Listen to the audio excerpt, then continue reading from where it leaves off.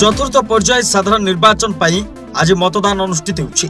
Vote ग्रहण पाई vote केन्द्र रे ईवीएम मशीन रे भोट ग्रहण चलिछि। सुरक्षा दृष्टि प्रशासन पक्षरु व्यापक सुरक्षा व्यवस्था करा जायछि। आज धर्मशाला विधायक Pranab Kumar Balwant Rai Rasulpur block Chandipur 161 number booth रे सपरिवार सहित निजर मत साब्यस्त करछन्ति।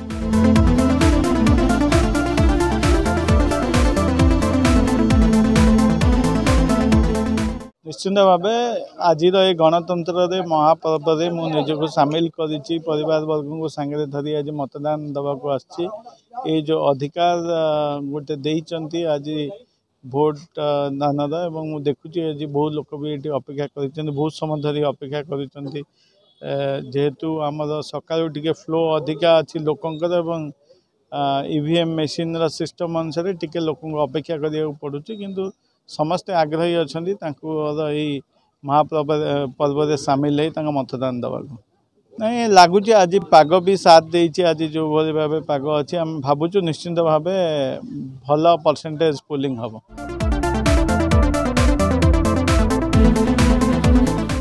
धर्मशाला चिन्मय नायक, जाजपुर न्यूज।